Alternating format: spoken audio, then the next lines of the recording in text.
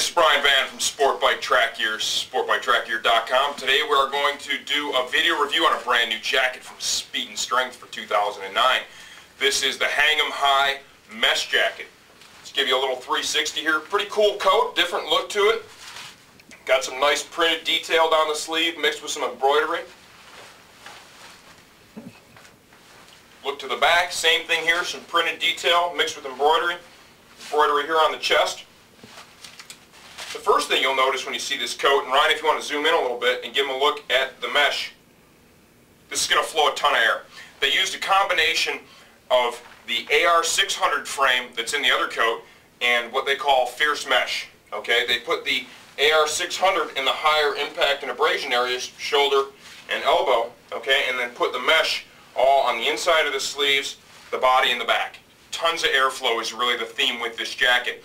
An added bonus is this comes with a full waterproof and windproof liner that is removable. The reality with a coat like this, you're probably going to buy it because your intention is to ride it 90% of the time when it's smoking hot outside and you still want to have a decent measure of protection. Added bonus, if you want to ride in the rain or if it's getting a little chilly at night, you can go ahead and throw that liner back in. It'll cut the wind and or cut the rain. Let's talk sizing, probably one of the most important things we can offer some assistance with here. I'm 5 feet 11 inches tall, between 195 and 200 pounds with a mildly athletic build. This is a size large. I find most of the S&S jackets to run a little bit to the generous side. Okay, I've got a good comfortable fit, got plenty of sleeve length, feels great everywhere. So use that to your benefit when trying to size up for yourself. You should run a little bit to the generous side. Okay, features and benefits now. For arm adjusters, we have the strong arm adjuster here with 3 different levels of adjustment. For myself, I'm able to use it just there in the first spot. If your arms are a little thinner, you can go ahead and tighten that up. The concept there is, by having that fitting properly, it keeps the elbow and forearm armor in place. Makes it more comfortable, and then if you happen to fall down, it's also more protective when the armor stays where it should be. Cuff adjustment for the end of the sleeve. We have some microfiber here, and then a couple of Velcro patches. They call this the Kinetic cuff adjuster. The idea here is if you want to wear gauntlet gloves, you're going to need the cuff tight so you can put the gauntlet over. If you want to wear a shorty glove and have more airflow, okay, you can open the thing up and let it kind of free flow and you'll get a lot more air to come up inside the coat.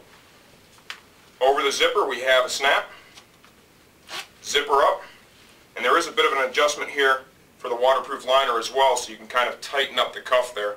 Kind of helps with the whole waterproofing. A note on waterproof stuff, okay? You have to put the gloves inside the jacket in order to make a garment truly waterproof. I mean, think about it. If you have a waterproof gauntlet glove on and a waterproof coat and you're expecting to stay dry in that area, you have to have the jacket go over the glove. If the glove goes over the jacket, the rain comes down the sleeve, goes inside the glove, and ends up the arm of the coat as well. So that's just a note on waterproof. We have 2 outer pockets here. Both are zippered. They are in the mesh body of the jacket, okay? They are not waterproof. Waist adjusters. Nice long Velcro patch, okay? Plenty of adjustment, so if you're a little bigger in the midsection or a little slimmer, you can adjust it whatever works best for you. In order to be windproof and or waterproof, we have to seal up the zipper because it is not wind or waterproof. How they do that is basically with a dam, which is part of the waterproof liner. Velcro's all the way up. Got a snap up here at the neck. Here is the second layer, and you can see that it's basically what you're trying to do here is you're trying to just keep any of the water from coming in towards the water or the standard zipper, which is right there. Unzip. And let's show you the jacket now from the inside out. Like I said, realistically, I think you're probably going to use this most of the time with the liner removed. Okay, and a look from the inside out. Here is the jacket with the waterproof / windproof liner installed, okay? To remove it, very simple. There is a zipper down the left side of the chest. Mirror image here on the right.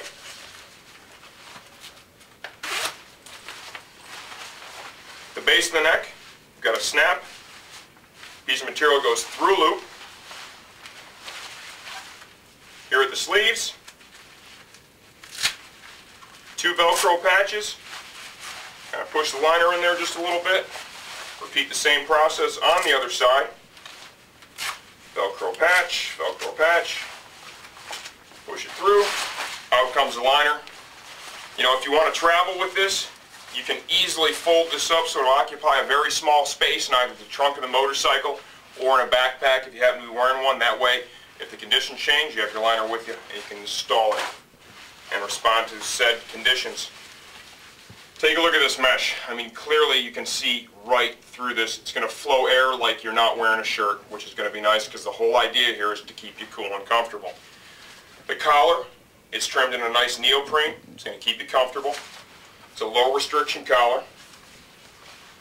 Both sleeves are terminated and then covered with a nice microfiber.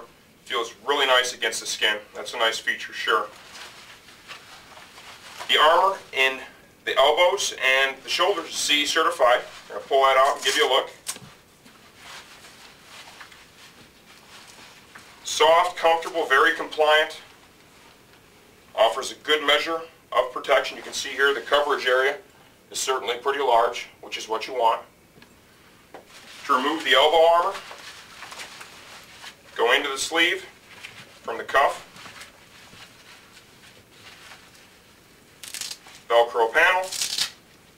The reason they've done it this way, I've seen a lot of manufacturers do it in the other direction where the Velcro panel is at the top of the sleeve. When that is up there and you go to stuff your arm into the jacket, okay, you're going to feel your arm drag over the Velcro patch and sometimes you'll even push it open. It just makes it uncomfortable. By putting it at the bottom, you avoid that. Here is the CE certified armor for the elbow and forearm.